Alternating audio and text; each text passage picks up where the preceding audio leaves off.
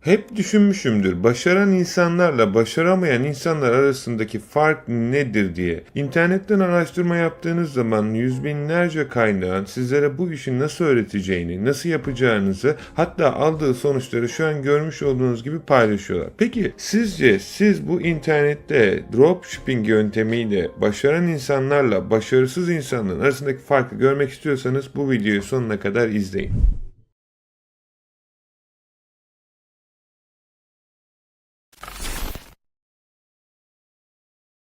Herkese selam arkadaşlar. Sizlere bu göstereceğim sistem sayesinde insanların sürekli olarak belirli bir başarıya ulaşması ve kendi ekonomik özgürlüklerini sağlaması, akabinde de istediği şeyleri istediği zaman, istediği yerden yapabilmesinin nasıl başarılı ve mümkün olduğunu göstereceğim. Adım adım izlediğiniz takdirde sizler de umarım bu arkadaşlardan bir tanesi, hatta daha iyileri olursunuz. 2024'te sürekli olarak gelişen bu e-ticaret platformları inanılmaz derecede yapay zeka ile birleştiği zaman işleri kolaylaştırdı.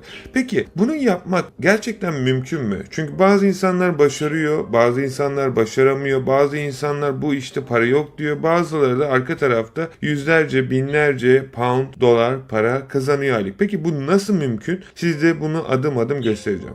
İlk önce arkadaşlar, her şeyden önce arkanıza yaslanıp bu videoyu gerçekten bir film tadında izlemenizi istiyorum. Çünkü bu sizin hayatınızın filmi olabilir ve bu izlediğiniz video hayatınızı değiştirebilir. Buradaki yegane amacımız kendi ekonomik ve özgürlüğünüzü sağladıktan sonra da istediğiniz şeylere yönelip kendinize daha çok zaman ayırmanız. Şimdi burada anlatılması gereken şeyler, baktığınız zaman arkadaşlar, e-ticarette eğitim almalı mıyım? Yoksa danışmanlık almalı mıyım? Kitap almalı mıyım? Kendine yatırım yapmalı mıyım?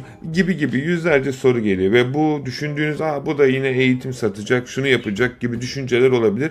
Bu kafa yapısından ilk önce bir geriye çıkıp ben bu işi nasıl en kolay ve hızlı bir şekilde başarabilirim, buna odaklanmamız gerekiyor. Çünkü internette, YouTube'da araştırma yaptığınız zaman neredeyse onlarca, yüzlerce İnsan bu alanda sizlere bu işin nasıl yapılacağını öğretiyor. Fakat gün sonunda anlattıklarını dinlediğinizde aynı sonucu almadığınızı görüyorsunuz. Buradan arzu ederseniz de öğrenciler kısmından ya da soru cevap kısmından da insanların merak ettiği ya da sormak istediği çoğu şeyin cevabını buradan kendi gözlerinizle öğrenebilirsiniz. Ben bunların hepsini mümkün mertebe cevaplıyorum arkadaşlar. Ayrıyeten de öğrenciler bölümünden insanların ne kadar para kazandığını ya da ne kadar sonuçlara ulaştığını kendi gözlerinize görebilirsiniz. Bunun anlamı şu: bunlardan biri siz de olabilirsiniz arkadaşlar. Yani internetten para kazanmak mümkün.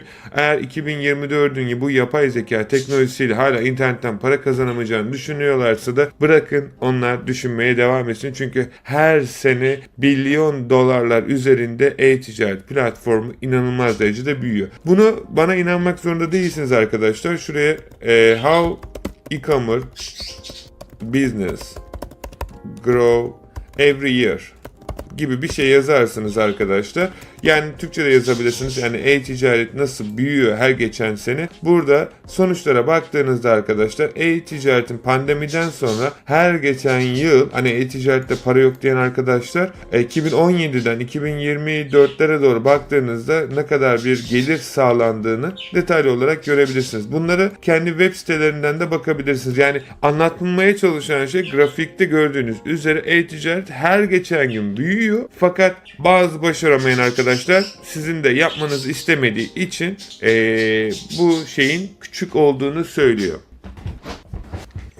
Peki gelelim işin en önemli kısmına. Her şey tamam. Madem ben inanıyorum. Peki bu arkadaşlar neden böyle şeyler söylüyor? Yani YouTube'u açıp baktığınızda yüz binlerce dropshipping bitti gibi videolara sahip olacağınızı kendi gözlerinizle de göreceksiniz. Fakat neden bu insanlar bunu söylüyor? Ya da neden yapanlar sürekli olarak bu işin yapıldığını söylüyor? Bir şey mi satmaya çalışıyor? Sizlere bir şey mi sunmaya çalışıyor? Gibi arka tarafta yüzlerce soru olabilir. Fakat sizlere bunu tüm şeffaflığı yoluyla göstereceğim ve bu senaryoda sizler de kendiniz için doğru olup olmadığını kendi gözlerinizle görebilirsiniz. Ayrıca okumak isterseniz de arkadaşlar ben 15 sene boyunca, 16 sene boyunca hayatımda o gerçekten çok zor zamanlarda Türkiye'den yaşayıp yurt dışına çıktığım ve bu süreçte kendi işimi farklı ülkelerde kurup şu an en son İngiltere'de nasıl hayalime ulaştığımı anlattığım bir kitap var. Okumak isterseniz de 50-100 Türk lirası gibi fiyatı var. Arzu eden arkadaşlar okuyabilir. Benim nasıl bu süreçlerden çıktığımı ve kurtulduğumu ve siz eğer oraya gelmeye çalışıyorsanız sizin de karşılaşacağınız sorunların hepsini mümkün mertebe 5 sentten milyon dolara adlı kitabımda paylaştım. İkincisi de Diyanar'da Akın Akın E-Ticaret. Bu kitap biraz daha e-ticaret platformlarında neler satmanız, satış nasıl yapılır, stratejiler hakkında olurken bu biraz daha böyle biyografi, girişimci hayatı gibi şeyleri daha çok kapsıyor. Yani biri eğitim odaklı, biri de kendi kişisel gelişim, motivasyon üzerine yazılmış bir kitap. Bu biraz daha motivasyon ve benim yaşadığım süreçler ki bunu siz de yapacaksanız bu ticareti, sizin de yaşayacağınız neredeyse 100 tane yolun 100 tane farklı versiyonlarını ben size bu kitapta anlattım. Şimdi gelelim ana konuya. Olay ne? Yani olay istediğin yerden, istediğin zaman çalışabilmek, istediğin kadar parayı kazanabilmek mi? Yoksa gerçekten ufak bir para olsa da benim için yeterli mi? Şimdi buradaki senaryoda arkadaşlar en önemli şeylerden bir tanesi kendi finansal ve zamanınıza sahip olmak. Yani ben bugün dünyanın neresine gidersem de gideyim bilgisayarımda, internetim olduğu sürece oturup istediğim şekilde ürünlerimi listeleyebiliyorum. Şöyle bir şey diyebilirsiniz ya da düşünebilirsiniz. Ya iyi hoş da gerçekten kazanıyor musun? Şimdi ekran görüntüsümü göstermekle mi geçireceksin? Bunu ben niye gösteriyorum? Size göstereceğim şeyleri ben zaten yaklaşık 15-16 seneden beri yapıyorum ve burada yapmış olduğum satışlar sadece bir tane dükkan şu an herhalde ortalama olarak 350'ye yakın dükkanım var arkadaşlar. Farklı öğrencilerimle çalıştığımız, kendime ait olanlar da ve ortak partnership şeklinde çalıştığım hesaplar. Bunlar da nasıl ilerliyorum? Bunlar da örnek veriyorum. Bu benim kendi dükkanım bu arada arkadaşlar. Yani burada mesela örnek veriyorum. Ürün listeliyorum. 90 pound'a satılmış, 50 pound'a satılmış, 250 pound'a satılmış. Bu ürünleri ben toptancıdan siz internetten araştırdığınızda gelin buradaki senaryoda şu ürüne bakalım. Şimdi bu ürüne baktığımız zaman arkadaşlar bu ürün ortalama olarak internetten araştırdığınız zaman şuradan kopyalıyorum ve bu ürünü internetten araş. Tabi bu eski dükkan bu arada bilginiz olsun. Şu an kendi ana aktif dükkanlarımı ben paylaşmıyorum. Buraya geldiğiniz zaman arkadaşlar ürünün adını yazdım. Burada alışveriş bölümüne geliyorum. Alışveriş bölümüne geldikten sonra arkadaşlar burada fiyatı düşükten yükseğe doğru seçiyorum ve burada bu ürüne benzer olan bir ürünü buluyorum. Burada baktığınız zaman bu ürünlerin ortalama olarak arkadaşlar OnBuy ve değişik sitelerde de çok uygun fiyatı satıldığını görüyorum. Buradaki senaryoda gelin buradan gidelim. Varsayalım biz bu ürünü satacağız. Bu ürünü internete sanki bende varmış gibi koyuyorum. Arkadaşlar burada baktığınız zaman bu ürünü 36 pound, 37 pound. Ben bu ürünü yaklaşık herhalde 56 pound'a almıştım. 56 poundluk bir fiyatı alıyorum ve bu ürünü 253 pound gibi fiyat satıyorum. 30 pound da eBay'in fee'si. Buraya geldiğimizde eBay fee kalkülatörü her şeyi şeffaf bir şekilde görmemiz lazım. Çoğu arkadaş diyor ki işte şu kadar para kazandım, bu kadar para kazandım arkadaşlar. Toplam para kazanmak o kadar da zor bir şey değil. Zaten eBay dropshipping'de ya da dropshipping mantığında bir ürünü yüzlerce, binlerce pound'a satabiliyorsunuz. Bu çok kolay bir şey. Zor olan kısmı kar elde edebilmek. Çünkü çoğu arkadaş diyor ki ben 2 pound kar ettim, 3 pound. Cebinize kalan paraya odaklanmanız lazım. Buradaki senaryoda eğer ben sadece bir üründen baktığımız zaman arkadaşlar 253 pound para kazandıysam buraya 253'ü yazıyorum. Bu ürünü diyelim ki 70 pound'da toplamda şu an tam hatırlamıyorum ana fiyatını ama bunun üstünde olmadığını biliyorum. 70 pound ki buradaki senaryoda bakarsak 36-37 pound. Buradaki fiyata yazarsak diyelim ki 40 pound yazalım. Buraya geldiğimizde ortalama olarak eBay bizden 33.74 pound fiyat almış. Buradaki senaryoda baktığımızda da zaten aynı ürünün 33.22 pound olarak benden kesildiği gözüküyor. Yani aşağı yukarı aynı.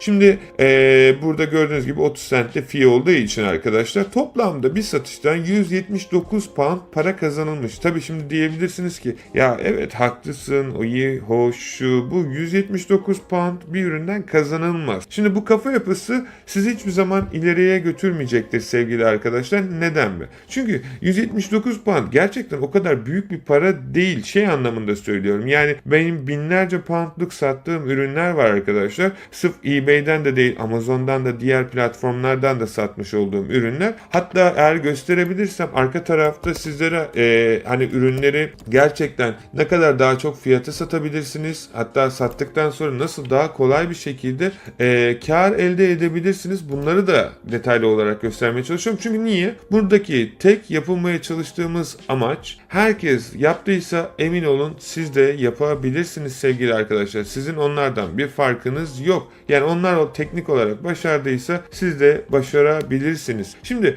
buradaki süreçte bu kadar ürün satılıyor, 179 pound para kazanılıyor vesaire vesaire. Yani iyi hoş onlar yapmış, ben yapabilir miyim acaba? Eğer ben yaparsam ne kadar para kazanabilirim vesaire vesaire gibi şeyler düşünebilirsiniz.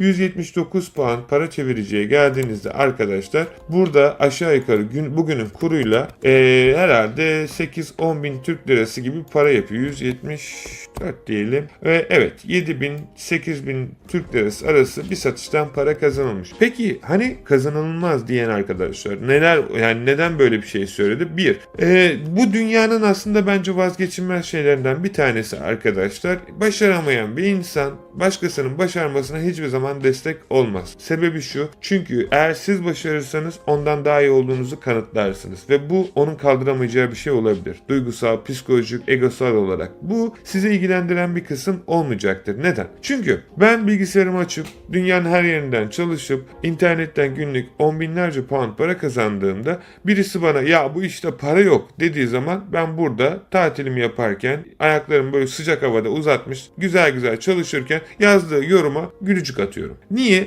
Çünkü onun yaşadığı dünyayla benim yaşadığım dünya arasında teknik olarak fark var. Ben de orada zamanında bulundum ve o bölgede insanları kötüleyerek ya da insanların yaptığı başarıyı takdir etmek yerine kendi çapında bir şeyler yazmak bence doğru değil. Kendince doğru olabilir, ona saygı duyuyorum ama gün sonunda doğru olmadığını da kendi gözleriyle görecek. Yani teknik olarak ben İngiltere'de birisine, arkadaşlarıma diyorum ki yani uçak almak istiyorum bir tane, işte ticarete girip uçağı kiralamak istiyorum, özel jeti. Dediğim zaman arkadaşlarım gülerken İngiltere'de konuştuğum zaman arkadaşım ben pilotum, seninle beraber çalışabilirim. Öteki arkadaşım da beraber yatırım yapalım, bu uçağı beraber alalım, beraber işletelim diyor. Aradaki farkı az çok anlamışsınızdır. Bir taraf sizin başarınızı size zarar verecek şekilde engellemeye çalışırken öteki taraftaki insanlar mümkün mertebe sizinle beraber bu fikri değerlendirmek istiyor. Tercih sizin. Yani anlatmaya çalıştığım, bu işten para kazandığınızda ve ciddi anlamda bir rakamlara ulaştığınızda insanlar sizlere ne yazık ki böyle şeyler diyecek. Peki bunun çözümü ne? Bunun çözümü onları kesinlikle dinlememek arkadaşlar. Çünkü niye? Gün sonunda siz burada istediğiniz ailenizle, eşinizle, çocuğunuzla, sevdiklerinizle, arkadaşlarınızla güzel zaman geçirirken kimsenin dediği de çok fazla önemli olmayacak. Çünkü burada bir şey yediğiniz, içtiğiniz zaman size bunu yapamazsınız, edemezsiniz dediğiniz ya da diyen insanlar size bu paraları vermeyecek. Yine bu parayı ödemek zorunda olacak kişi yine sizsiniz. O zaman sizce siz kimi dinlemelisiniz? Sizin hesabınızı ödeyen kişiyi mi? Yani kendinizi, ya da size nasıl yapılamayacağını anlatan ve binlerce bununla ilgili teori sunan insanları mı? Çünkü onlar sadece diyecek ve geri çekilecek ama ay sonunda maaşınız ya da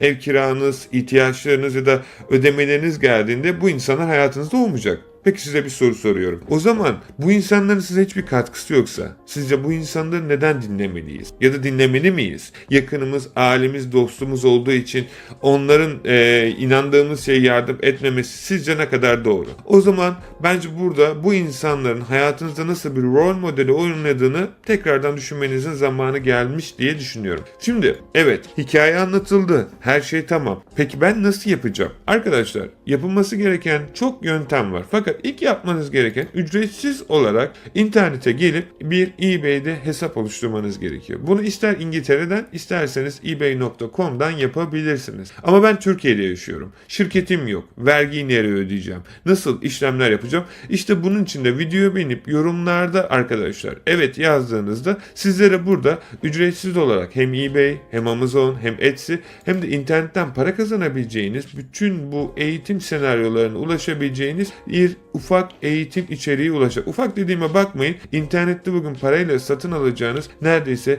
yüzlerce eğitimden daha fazla içeriğe ve kapsama sahip. Yani örnek kıyaslama yapmayacağım ama internetten gidin, uzman olmak istediğiniz alanla ilgili bir eğitimi alın. Aldıktan sonra diğer eğitimleri alın. Bütün eğitimleri satın alın hatta.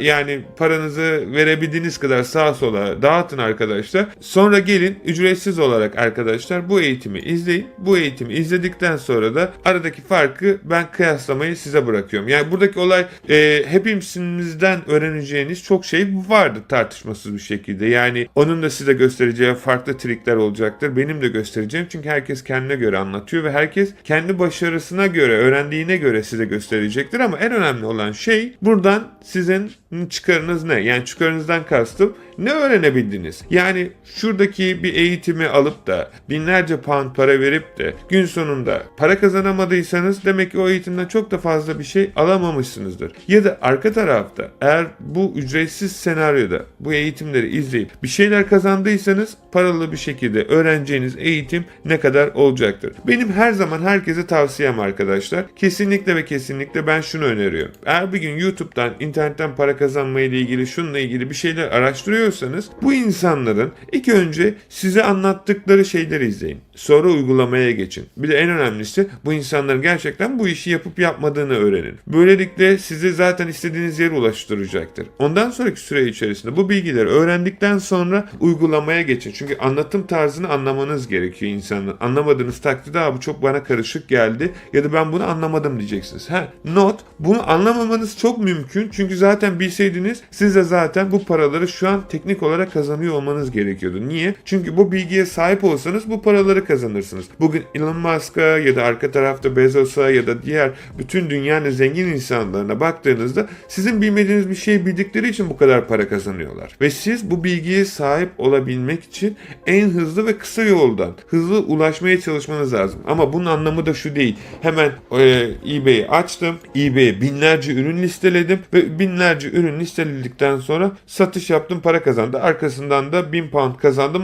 Evet gerçekten internetten 1000 pound kazanılıyormuş. Fakat ertesi gün hesabınız kapandı. Çünkü niye? Aynı şekilde Amazon ve diğer platformlar için de geçerli bu. Sebebi şu arkadaşlar. Sebebi her şeyi bir anda yapmaya çalışıyorsunuz ama oyunun kuralları var. Oyunun kuralları ne? Hesabı ısındırma, bilgileri doğru sisteme girme, ödeme altyapısını ayarlama, işte bununla beraber işlemlerinizi yaparken doğru satan ürünleri bulma ve gibi kullanabileceğiniz yüzlerce şey. Şimdi mesela örnek veriyorum. Ben benim kendi en çok güzel satan ürünleri gösteren internet siteme giriyorum. Burada şuraya geliyorum. Mesela ben bu ürünü satacağım, değil mi? Bu ürünü ben şahsen kendim de kullanıyorum ve bence dünyadaki en güzel protein tozlarından bir tanesi. İzo olduğu için de arkadaşlar inanılmaz derecede sindirimi kolay. Şimdi bu ürünün bu arada reklamını yapmıyorum. Almak zorunda değilsiniz. Alın diye de söylemiyorum. Sadece önüme çıktı. Güzel bir ürün. Şimdi ben bu ürünü satmak istiyorum ama ben kullandım, iyi, hoş. Acaba bu ürün ne kadar para kazandırıyor ki bana biraz para kazandırsın? Şimdi ben bu ürünü satmak istiyorsam kafama göre bu ürünün kabı güzelmiş, kırmızısı güzelmiş, herkes de baktım almış diyerek satamam. Bu yanlış. Bu tamamen kaba taslak bir şey. Ama ben yazılımla, şimdi bu yazılıma örnek veriyorum. Aylık 500 pound para ödüyorum. Şimdi 500 pound bu yazılıma para mı ödenir gibi düşünceleriniz olabilir. Düşünün ki arka tarafta ne kadar kazanıyorum ki bu yazılıma bu kadar parayı verebilecek bir param var. Ama bunu daha önceki kafa yapımda hayatta o kadar yazılıma para verilir mi diyebilirsiniz. Ben de dedim. Sizi de haklı buluyorum. Ama haksız düşündüğüm nokta başaran insanlar bir şey vermeden bir şey alınmayacağını biliyorlar. Bunu benim öğrenmem çok fazla uzun sürmedi. Umarım sizin de olmaz. Çünkü niye? Ya zamanınızı vereceksiniz ya paranızı gibi şeyler var. Çünkü bir şey istiyorsunuz ama hiçbir şey vermek istemiyorsunuz. Bu dünyada hiçbir zaman mümkün olan bir şey değil. Yani örnek veriyorum. Aşık olmak istiyorsunuz ama kimseyi sevmiyorsunuz. Teknik olarak kimse de sizi sevmeyecektir. Ya da para kazanmak istiyorsunuz ama her şeyi bedavaya getirmeye çalışıyorsunuz. Bu mümkün değil. Çünkü bedavaya getirdiğinizde bu ürün iyiymiş, güzelmiş falan diye bakarken arka tarafta paralı bir şekilde yaptığınızda buraya ben yazılıma tıklıyorum. Ve algoritma önüme çıkıyor. Ve algoritma önüme çıktığında bana diyor ki Akın bak bu ürün güzel. Buradan estimate revenue kısmına tıklıyorum. Bu ürünü satacaksın. Bu ürün ortalama olarak aylık $112.000 pound para kazandırıyor. Ve bu ürünün satış başarı oranı şu. Bu ürünün top kar marjı bu. Bu ürünün toptancısı bu. Buradan tıkladığınız zaman vesaire direkt karşınıza atıyor. Ürünleri buluyor vesaire vesaire. Bakın burada ürünün şeyleri var. Toptancısı bu. Bu ürünü almak istersen şu kadar parayı alabilirsin. Şunu falan gösteriyor. Ve diyor ki Akın ya $112.000 pound mükemmel bir para aylık. Ama sen bence şu hot olana odaklan yani sıcak ürüne çünkü bu ürün $638.000 neredeyse bunun 4 katı satıyor. Şimdi bütün insanlar bu ürünü satmaya çalışırken ben yazılımla geliyorum direkt nokta atışı buradan ürüne bakıyorum ve bu ürün gerçekten aylık 2 yıl içerisinde 1 yıl içerisinde 6 ay içerisinde 2 ay içerisinde ve son 1 ay içerisinde nasıl bir satış temposuyla yani işimi riske de atmıyorum. Çünkü bazen bazı ürünler Christmas ürün oluyor sadece o ay satıyor. Ben bu üründen 1000 tane alıyorum. Christmas bitince çam ağaçları elimde kalıyor. Ticarette para yok. Bütün o paranızı oraya yatırmadan önce aklınıza ve uygulamaya yatırırsanız bence çok güzel başarılı sonuç alırsınız. Bence bunun en güzel hikayesi de olsaydı şu olurdu. 2 tane insan ağaca ormana gidiyorlar ağaç kesmeye. Bir tanesi bütün eforunu neredeyse %90 enerjisini ağacı kesmeyle uğraştırırken öteki taraftaki arkadaş hiçbir şey yapmıyor. Sadece baltasını bilemekle %90'ını harcıyor. Ve ağaca bir kere vurduğunda ağacı yerinden götürürken öteki arkadaş saatlerce ağacı kesmek için yüzlerce ve eforunu sarf ederken aynı sonuca aynı zamanda ulaşamıyor. Sizce aradaki fark ne? Aradaki fark aslında şu değil mi arkadaşlar? İnsanlar her şeyi kendi başına yapabileceklerini soruyor ama yardım istemek bence bu dünyadaki en güzel şeylerden bir tanesi. Ben bugün milyon dolarlık şirketlerin sahipleri ve milyon dolarlık şirketlere danışmanlık veren uzmanlardan hem maddi hem manevi fikir alışverişi yapmasaydım ben bugün bu bulunduğum yere kesinlikle ulaşamazdım. Çünkü kendi tecrübeniz sizi belirli bir yere götürürken onlardan aldığınız yardım, hizmet sizleri çok inanamayacağınız noktalara getirir. Çünkü örnek veriyorum milyon dolarlık bir şirketi ya da milyon dolarlık şirketlere bile danışmanlık veren bir insanla ben görüştüğüm zaman bana dediği çok nadir şeyler var. Hatta hiç unutmadığım sorularından bir tanesi bana dedi ki Akın bugün herhangi bir şekilde bir yere gitmek istesen, ailenle dolaşmak istesen bu şu an hiçbir şey yapmadan da para kazanabilir misin? Ve benim sorum gerçekten bana sorduğunda tabii o zamana göre konuşuyorum. Az çok kazanıyordum o zaman. Yine dropshipping sistemi çalışıyordu ama böyle otomatik değildi. Yani yine benim göndermem gerekiyordu. Dedim ki evet para kazanırım ama ürünleri göndermem lazım dedim. Onu otomatik hale getirmen lazım dedi Akın. Çünkü ne kadar daha çok pasif gelir kazanabilirsin ve bu şekilde ancak bunlara ulaşabilirsin dedi. Çünkü yani sistemin senin için çalışması lazım dedi. Senin sistem için değil. Ve bunun gibi bana yüzlerce can alıcı nokta sorular sordu ve ne yapmam gerektiğini de tabii ki akabinde bana söyledi. Yani uygulamalı olarak Akın bak şunu yapmam lazım, şunu etmem lazım. Şimdi ben bu adama saatliğine 500 pound para verip ondan eğitim almasaydım bugün zaten işin komik yanı ben bu insanlardan bu bilgileri aldıktan sonra bana şunu yap, bunu yap dedikten sonra ben bunu uygulamaya geçirdiğimde hani ona 500 pound verdim. Gözümde çok para. Ya 500 pound bir insanın saatine para verilir mi?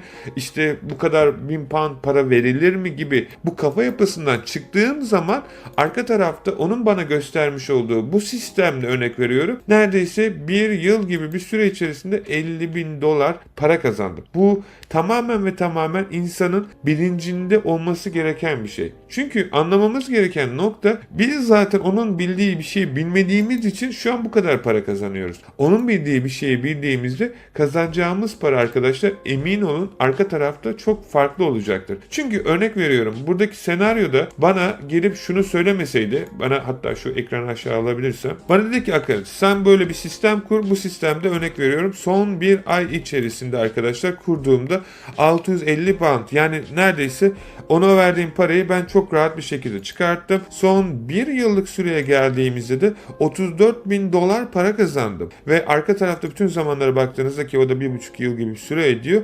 $51.000 para kazandım. Şimdi baktığınız zaman arka tarafta şimdi diyeceksiniz ki nasıl yani? İşte anlatmaya çalıştığım nokta, hani diyorlar ya, para vermeden ben bu işi yapamaz mıyım? Yapabilirsin. Kazanabileceksindir, emin ol. Çünkü niye? Herkesin anlattığına göre gel buraya, burada bir tane ürün bul. Bulmuş olduğun ürünün ismini kopyala ve buraya gel ve buraya yapıştır ve araştır ve bu ürün karşına çıkacak. Diyelim ki buradaki senaryoda bu ürünü satıyoruz. Bakın burada ne kadardı? 79. Burada ne kadardı?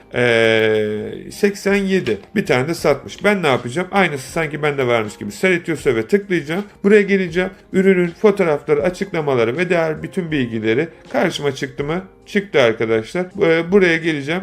Hatta şuradan kendi yazılımımla kopyalayayım bunları arkadaşlar. Kendi yazılımda kopyaladıktan sonra direkt buraya post data dediğim zaman bütün ürün fotoğraflarını yapıştıracaktır. Hatta şuradan remove yapalım. Çünkü data arkada kaldı. Buraya yapıştıracağım. Saniyeler içerisinde ürünü gelip listeleyeceğim ve para kazanacağım. Bu kadar basit değil mi? Bu kadar basit gözükse de arka tarafta size gösterilmeyen şeyler var. Çünkü niye? Ürün sattınız, para kazandınız, aylık 50 bin, 100 bin dolar para kazanıyorsunuz. Bunun şirket kurma süreci var. İşte o zaman insanlar başlıyor, diyor ki şirket kuracaksan, banka kuracaksan, şunu yapacaksan. İşte sizler için arkadaşlar bu ücretsiz eğitim içerisinde hepsini anlattım. Ayrıca İngiltere'de çalışabileceğiniz, Amerika'da çalışabileceğiniz bütün banka bilgilerini buraya paylaştım. Yani Payoneer olmuyorsa örnek veriyorum, Airwallux'ta çalışın ve diğer bankalarla çalışın. Müşterim bana şu soruyu sorarsa ne olacak? Ya da arka tarafta hangi toptancılarla çalışacağım? eBay'de hesaplarımı yaparken hangi kalkülatörü kullanacağım? Ürünlerim suspend yersem hangi mesajları hangi maile göndereceğim? Müşterim bana bir şey sorduğu zaman hangi cevapları vereceğim? Müşteri örnek veriyorum, burada Amazon'la çoğu arkadaşın sorduğu, ya ben başlamadım ama şimdi Amazon'la ürün kargosu gelirse ben müşteriye ne diyeceğim? Bakın ben buraya Amazon yazmışım ve müşteri yazmış ki burada Amazon bana neden eBay'den aldığını ama ürünün kargosunun Amazon'la geldiğini soruyor. Bak burada yazıyor. Buyer is asking why did I get the package from Amazon? Hello. Burada kendi müşterinizin adınızı yazıyorsunuz. And thank you for contacting me. I'm happy to order vesaire vesaire. Burada yazıyor amacı, neden yazdığımız. Diyor ki mesela buradaki hikayeyi okumanızı tavsiye ederim. Bundan sonra altına adını gibi yüzlerce aklınıza takılan soru olacaktır. Ya da Alibaba ile müşterilerle ürünü alırken toplu nasıl yazacaksınız? Kullanabileceğiniz, ücretsiz ürün satın alabileceğiniz bu tabloyu oluşturmam benim 16 senemi aldı ve ben buradaki neredeyse bütün firmalarla ortak çalışıyorum arkadaşlar ve bunlardan çok ciddi anlamda paralar kazanıyorum. Bu anlattığım sadece bir iş modeli değil, iki iş modeli değil. Arka tarafta yüzlerce, benim kendimi şu an 15 tane yakın, ben bir şey yapmasam bile bana para kazandıran böyle otomatik iş modeli var. Şimdi gelelim yine asıl ana soruya. Eğitim almalı mıyım? Ya da başka birisinin videosunu izleyerek yapabilir miyim? Ya da ben yapabilir miyim? Elbette ki yapabilirsiniz arkadaşlar. YouTube'da yüzlerce, binlerce YouTube'da video var. Tek yapmanız gereken arkadaşlar, internete gelip buraya yazıyorsunuz YouTube. Hangi ticareti, neyi öğrenmek istiyorsunuz? Örnek veriyorum, buradaki senaryoda eBay, dropshipping öğrenmek istiyorsunuz. Buraya gelirsiniz, araştırırsınız. Bakın karşınıza yüzlerce video çıktı. Bunlara bakarsınız. Hangisini izlemek istiyorsunuz? Ama şimdi buraya baktığınız zaman çorba gibi değil mi? O zaman ne yapacaksınız arkadaşlar? Yapacağınız şey, şimdi mesela örnek veriyorum. Ben burada ne anlatıyorum? Varsayalım kendi videom. Peki her şeyden çıkalım, gelelim eBay'e. eBay'de koymuş olduğunuz ürünler için reklam çıkmanıza gerek yok. Ürünlerinizi listelediğiniz zaman. Şimdi burada örnek veriyorum, ben dahi olsam anlattığım şey eBay'de reklam çıkma aşaması ki bu çok böyle profesyonel bir boyuta geldikten sonra sizin işinize yarayacak bir bilgi. Kendim de içerisinde olmak dahil. Gerçi ben kendi kanalımda bunu sizler için playlist haline getirdim adım adım ama anlatmaya çalıştım burada. Mesela şu kısma geldiğimizde bunların aşamaları var. Yani şu bilgiyi öğrenmeden bu bilgiyi öğrenmeniz işinize yaramaz. Ya da şu bilgi, yani adım adım A, B, C bu şekilde ilerlemeniz lazım. Yeni başlayanlar şuradan başlayıp hemen şunu öğrenmek istiyorlar. Ama şuradaki adımları kaçırırsanız bir anlamı kalmayacak yaptığınız işin arkadaşlar. O yüzden size anlatmaya çalıştığım, ne öğreniyorsanız işte eğitimlerin avantajı bu oluyor. Siz kendi başınıza internetten bir şeyler öğrenmeye çalıştığınız zaman bu diyor ki CJ'den nasıl yapılır? Şimdi bu aşama Beşinci seviyedeki bir arkadaşın öğreneceği bir bilgi. Anlattığı şey yanlış ya da doğru demiyorum. Anlatılacak ve öğrenilecek bilgi, şöyle düşünün. Araba kullanıyorsunuz ve araba kullanmaya başladığınız zaman direkt drift yaparak mı araba kullanmayı öğrenirsiniz? Yoksa sadece vitesi, gazı, marjı ve diğer şeyleri, ekipmanları öğrenerek mi? Direksiyonun ne olduğunu, nasıl çalıştığını. Şimdi buradaki arkadaşın anlattığı senaryoda örnek veriyorum. Diyor ki, yani şimdi ben bildiğim için şeyi, burada anlattığı şey arkadaşlar daha şu seviyede. Yani örnek veriyorum, şuralar, yani şu kısımlar. Şimdi siz burada değilseniz bu videoyu izlediğinizde diyeceksiniz ki ya bu çocuk da saçmalıyor vesaire gibi şeyler diyeceksiniz. Çünkü niye? Bu bilgiyi bilmediğiniz için beyninizde öğrendiğiniz şey size doğru gelmeyecek. Çünkü bu bilgi ileri seviyede bir bilgi. Yani bu şuna benzer. Örnek veriyorum. Ben bu hikaye İngilizce şöyle yazalım hatta. English funny accent. Şimdi baktığınız zaman burada arkadaşlar birkaç tane çocuk vardı hatta. Bakalım. Mesela bu arkadaş İngilizce her gün biliyor. Bu çocuğa ben çok gülüyorum. Bunu niye gösteriyorum şimdi arkadaşlar? Bunu her şey hayatta aynı olan bir şey. Şimdi mesela ben İngilizce biliyorum diyelim. Bu ülkeye yıllar önce geldim. 10 senenin üzerinde bir süre. Ben buraya geldiğimde İngilizce bildiğimi düşünüyordum. Ben İngilizlerle, yani polisle görüştüğümde kapıda nece konuştuğunu çok merak ettim. Çünkü o da İngilizce konuşuyordu. Ben de kendimce İngilizce konuşuyordum. Ama arada uçurumlar var. Çünkü ve sorduğunuz zaman şey diyebilirsiniz. Ya bu adam İngilizce bilmiyor diyebilirsiniz. Ama halbuki aslında her şeyin farklı aksanları var. Bu ticaretin de böyle. Mesela bu arkadaş İngilizce farklı 67 dilde farklı aksan yapıyor. Bizim Türkiye'de var işte. İşte örnek veriyorum. İzmirlisi farklı konuşur. Trakyalısı farklı konuşur. Egelisi farklı konuşur. İşte Lazı farklı konuşur. Ya farklı hepimizin aksanları vardır. Buradaki ticaretin de aynı aslında. Yani bunu niye gösteriyorum? Şimdi buradaki bilgiye sahip olan bir arkadaş şuradaki bilgileri anlayamaz. Anlamadığı zaman ne yapar? Der ki ya bu bilmiyor bu işi. Halbuki kendi bilmiyor ama işte örnek veriyorum. Şimdi İngilizce bilen arkadaşlar beni izlesin. Bakın burada konuştuğu hepsi İngilizce bu arada. So I was talking to this Russian bird in the pub the other night, right? And she was teaching me her language. Şimdi bu bizim biraz daha arkadaşlar South tarafında İngilizlerin konuştuğu bir aksan ve gerçekten gidin, ben Londra'da yaşıyorum ve Londra'nın kısımlarına geldiğinizde bütün yerlerin birbirinden farklı bir aksanla, yani benim olduğum yer şurası arkadaşlar. Burada baktığınız zaman şimdi buradaki senaryoda biraz zoom'u geri alalım. Şimdi Londra kuzey, güney, doğu, batı olarak arkadaşlar. Mesela güney tarafı biraz daha böyle farklı konuşurken kuzey tarafı biraz daha farklı konuşur. Tabii ki bu sadece bu kısım için geçerli ama biraz daha haritayı büyüttüğümüzde Galler'e, yukarı doğru Leeds'i ben çok severim. Çok komikler. Manchester, I'm from Manchester. Bu taraflar, özellikle Liverpool geçen gün gittim. Ayrıyeten biraz daha işte Edinburgh taraflarına geldiğiniz zaman ya da Glasgow, özellikle İrlanda inanılmaz derecede birbirlerinden farklı aksanlara sahipler ve ben çok şanslıyım gerçekten. İşim gereği bütün bölgelerin hemen hemen Galler hariç bulunduğum için arkadaşlar neredeyse oranın yerel insanlarıyla beraber de iş yaptığım için ister istemez bir İngiliz bile belki size çok komik gelebilir. Bir İngiliz bir İrlandalıyla konuştuğu zaman bazen anlamayıp bana soruyor ne diyor diye. Çünkü gerçekten benim de şeyim çok bozuk olduğu için gramerlerim bozukluk içerisinde bir doğruluk yarattım kendime göre ve onları anlamam çok kolay. Çünkü ben de onlara yakın bir şekilde konuşuyorum. Think I'm getting the hang of it now. Privyet. Steve. Mesela bu güney tarafı. Quality, mate. Shop, you know. Cause man asked for 2 wings and chips for a pound. But this man only get gentleman in a hooded jacket approached me. I was driving down the road the other day in my tractor and he said... Bu genellikle çiftçilerin konuştuğu bir şey. Gerçekten fark ediyor.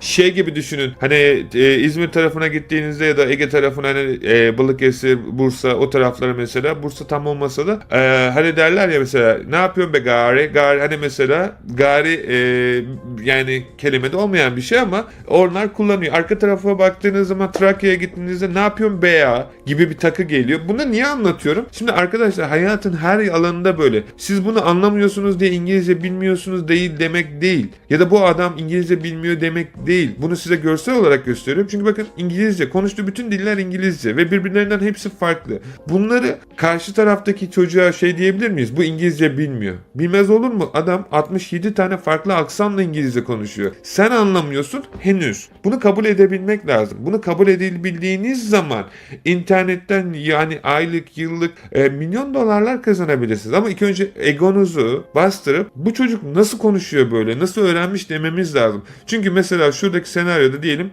Amerika aksanıyla konuşuyor mesela. So I put a peanut butter jelly sandwich in the refrigerator, and I came back later, and it had turned black. Belki size bu daha clear gelmiş olabilir, yani daha temiz ve diyebilirsiniz evet bu İngilizce, bak bu çocuk doğru yapıyor. Ama bu çocuk burada konuştuğu zaman, örnek veriyorum, Avustralya çok karışıktır bu The arada. Australian citizen. Mate, do I care? No, I don't. I just want to sit by the Barbie with a can of Foster's and... Şimdi bunun konuştuğuna şey diyebilirsiniz. Ya bu işi anlamıyor bu, ya bu bilmiyor. İşte anlatmaya çalıştığım şey aslında hepsi aynı kişi. Ama siz farklı videolardan izlediğiniz zaman ya bu biliyor işi, bu işi bilmiyor diyebilirsiniz. Halbuki bu işin iyi bilip bilmediğini anlayabilmeniz için sizin ondan daha iyi bilmeniz lazım bu işi. İşte burada anlatmaya çalıştığım şeyi lütfen ince bir şekilde yakalamaya çalışın arkadaşlar. İnternette yüzlerce bu alanla ilgili video çeken ya da eBay dropshipping ile ilgili ya da farklı kurslarla ilgili bilgiler var. Oturun bazı videolarını izleyin insanların. İzledikten sonra bu işi ne zamandan beri yaptığına bakın. Gidin kanalına, örnek veriyorum. Bu arkadaş demiş ki ben işte ne diyor bu videoda? 2000 doların üzerinde para yaptım. 2 hafta içerisinde eBay'de reklam ve para olmadan. Şimdi baktığınız zaman para olmadan bu ürünü nasıl satın aldı ki müşteriye gönderdi? Anlatabiliyor muyum? Şimdi ben bu işi yaptığım için bu sadece biraz daha böyle ilgi çekici olsun diye yazmış olduğu bir şey. Ve reklam çıkmadan olabilir. Zaten eBay'de organik binlerce reklam geliyor. Şimdi bu çocuktan örnek vermeyelim. Şimdi ben ne yaparım? Bu çocuğun kanalına giderim. Videolarına bakarım. Ne zaman başlamış bu ticarete? 5 ay önce bir çocuk, yani güzel kardeşim 5 ay önce güzel şeyler anlatmaya çalışıyor. Uğraşmış, helal olsun. İyi de iş yapmış. İnşallah da binlerce pound daha fazla kazanır. Ama ne demeye çalışıyorum? Geçmişe baktığınızda 5 aylık bir süresi var. 5 ayda ne öğrenmiş olabilir ki size bunu aktarabilir? Yani bunun anlamı değil. Bu kanalı belki 5 ay önce açtı. Bu ticareti ne kadar eski yaptığını internetten araştırarak da bulabilirsiniz. Öbür tarafta örnek veriyorum. Yine araştırma yaptığımızda, geldiğimizde başka zaman açmış. Ne zaman yapıyor? Mesela Paul benim zamanımdan beri yapan hani bu işleri buraya gelirim kanalına bakarım. What's up everybody? In today Şuraya tıklıyorum, kapatıyorum. Bir dakika tekrar yapalım. Şimdi mesela bu kanalına geldiğim zaman hani şunu izleyin, bunu izleyin diye söylemiyorum. Sadece mantık ilerlettiğiniz zaman baktığınızda ben bildiğim için örnek veriyorum. Şuraya tıklıyorum ve şu kanala bakıyorum. What's up everybody? Tamam, videolara geliyorum. Videolar kısmına geldiğinizde arkadaşlar ilk yüklenenlere bakıyorum. 7 yıl önce atmış. Yani hiç yoksa bu adam 7 yıldan beri bir kanalda video çekiyor. Ve baktığınız zaman konu ne olduğuna da bakın. Bak ilk 7 yıl önceki videosu da eBay. Şimdi siz kendi matematiğinizi kendiniz yapın. Ben illa şunu ya da bunu demiyorum. Ama biraz mantık yürüttüğünüzde işin çok da zor olmadığını görüyorsunuz. 7 yıldan beri bir insan fantezi olsun diye bu kanalla, eBay ile, Amazon'la ilgili video çekmez herhalde, değil mi? 7 yıl yani dile kolay. Çekse dahi öğrenmiş olur 7 yıl içerisinde. Çünkü ortalama olarak 3 yıl içerisinde bir insan bir alanda profesör oluyor. Şimdi anlatmaya çalıştığım şey, eğer bunları doğru bir şekilde yaparsanız sevgili arkadaşlar, böyle sonuçlara ulaşmanız çok uzun olmaz. Sebebi şu. Çünkü tekrar söylüyorum, diğer insanlar sizin zamanınızı alırken bu insanlar size katkı sağlayacaktır. Çünkü bir işi hala henüz başaramamış bir insanın anlattığı şeyle bir insanın hala başarmış bir insanın vereceği sonuç çok da farklı olmayacaktır. İşte sonuçlara geldiğiniz zaman bu insanlar diğerlerinden neyi farklı yaptı diye soruyorsunuz ve siz de bu insanların olduğu yerde olmak istiyorsanız arkadaşlar, gerçekten ve gerçekten başarmış insanlarla beraber çalışın. Bunu niye söylüyorum? Biz Facebook grubunda binlerce, on binlerce, yani herhalde şu an 50 binden fazla insana sürekli olarak yardımcı oluyoruz. Orada yüzlerce insan her gün sorular soruyor. Böyle bize yorumlarını atıyor ve biz bunlar adına bu sistemi de kuruyoruz. Niye anlattım bunu arkadaşlar? Çünkü bir şeyi başarmak istiyorsanız başaranlarla beraber olmak zorundasınız. Aksi takdirde herhangi bir şekilde yani eğitimi 100 binden fazla insan kayıt oldu neredeyse bir ay içerisinde. Bunlar tesadüf değil arkadaşlar. Yani gerçekten sizin de böyle şeyleri başarmak istiyor ve kendi ekonomik özgürlüğünüzü kazanmak istiyorsanız dışarıda sizin enerjinizi ve vaktinizi alan her şeyden uzak durun ve sadece bu işi gerçekten yapan ve başarmış olan insanlarla beraber iş yapın. Çünkü bunların hiçbiri tesadüf değil. Bir dağın tepesine tırmandığınızda aylık 10 bin, şuna emin olun, aylık 10 bin dolar e-ticaretten para kazandığınızda ve size nasıl bunu yaptın diye sorduklarınızda şu bilgilere geldiğinizde şuna kimse tesadüf diyemez arkadaşlar. Şu hani bir yıl içerisinde kazanılan paraya baktığınızda ve bu sıfır sermaye ile gerçekten yapılan bir şey. Buna kimse şey diyemez. Yok işte ben rastgele bir şey yaptım. Bana 50 bin, 100 bin dolar kazandırdı. Hiçbir zaman tesadüf değil. Bunun tesadüf olmadığını zaten bu parayı kazandığınız zaman anlayacaksınız. Bunun için bir emek, efor ve taktik ve strateji izlemeniz lazım. Sizden ricam İnternette gerçekten yüzlerce, binlerce bu işin eğitmenliğini, danışmanlığını daha bir ay eğitim alıp da vermeye çalışan yüzlerce insan var. Mümkün mertebe bırakın onlar da bu işi öğrensin. Ondan sonra isterseniz istediğiniz kişinin eğitimini alın. Benimkini alın, başkasınınkini alın. Gerçekten benim anlatmaya çalıştığım bu değil. Fakat bu işi bir geçmişine bakın. Çünkü bir araştırmasını yapın. Çünkü aksi takdirde olan hem paranıza olacak hem de zamanınıza. Yani örnek veriyorum, buradaki arkadaş yazmış ki 15. satışımızı yaptık. Artık satışlar düzenli hale gelmeye başladı. Teşekkür ederim. Umudu ve hayalleri gerçekleştirmek için bize destek oldunuz. Yani bence öğrettikleriniz para karşılığı ölçülemez ve teşekkür ederim. Davet ediyorsunuz. Bu beni çok mutlu ediyor. İşte asıl zenginlik benim için bu. Hani diyorlar ya, madem para kazanıyorsun niye bu kadar şey yapıyorsun? Benim hayat amaçlarımdan bir tanesi bu ve ben sizin böyle mutlu olup başardığınızı görmek beni de mutlu ediyor. Ve beni de başardığımı garantisini veriyor. Bu benim hani kendi şeyim bu. Siz nasıl şey yaparsanız bakın bana bunları gönder. Bu mükemmel bir şey arkadaşlar. Şuraya baksanıza. Her gün size de böyle mesajlar gönderseler nasıl hissedersiniz? Yaptığınız ve inandığınız bir işten milyonlarca insana bu işten bu paraları kazandırıyorsunuz ve bu sadece bunlardan birkaçı. Yüzlerce, binlerce öğrencimiz var zaten. Umarım uzun bir video olduğunu biliyorum ama bu videoyu çekmeye kendime bir borç hissettim. Çünkü gerçekten şu an internette özellikle Türkiye IPC ile girdiğim zaman yüzlerce eBay Dropshipping ile ilgili video göreceksiniz. Ben onları bilerek göstermedim çünkü uzak durmanızı istediğim için. Çünkü neredeyse %90'ı bu işi yapmıyor. Yapsa dahi %10'u da ben eğittiğim için, hepsi benim öğrencim olduğu için hani yaptıkları şeyleri biliyorum arka tarafta. Bunları söylemek de bana düşmez. Benim işim hiçbir zaman başkasını kötüleyerek kendim yukarı çıkmak olmadı. Kötüleme de yapmıyorum ama hani ne yaptıklarını, ne zaman başladıklarını bildiğim için de bana yakışmaz. Burada anlatmaya çalıştığım şey, kendi aklınız ve hür iradeniz var. Lütfen bunu mümkün mertebe elinizden gelecek en güzel ve saf bir şekilde koruyun. Bu eğitimi izleyin. Size göstermiş olduğum para kazanma kutusunu yorumlarda eBay yazdığınızda ya da evet yazdığınızda size bu link gelecek. Bu linki aldıktan sonra izleyin. Dediğimi zaten çok daha rahat, ücretsiz bir şekilde izledikten sonra anlamını katacaksınız. Belirli bir boyuta gelirsiniz, para kazanırsınız. Aylık 10 bin, 20 bin. Dersiniz ki bu iş benim için çok karmaşık bir hale geldi. İsterseniz o zaman sizin hesabınızı yönetirim. Bu şekilde böyle sadece bir dükkanda binlerce poundluk satışta yaptırabilirim.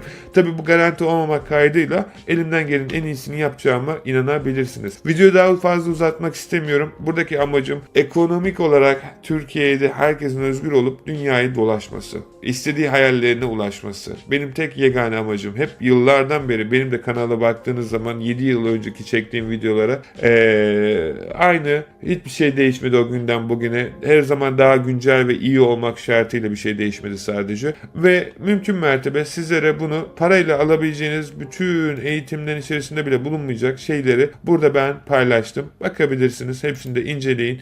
Aklınıza takılan sorular olursa da arkadaşlar bizlere her zaman internet sitemizden ulaşabilirsiniz sevgili arkadaşlar. Aklınızın bir köşesinde olsun. Dedikten sonra beni takip etmeyip PDF dosyasında ulaşmazsa buradan almayı unutmayın. Ta ki o zamana kadar kendinize iyi bakın. Hoşça kalın.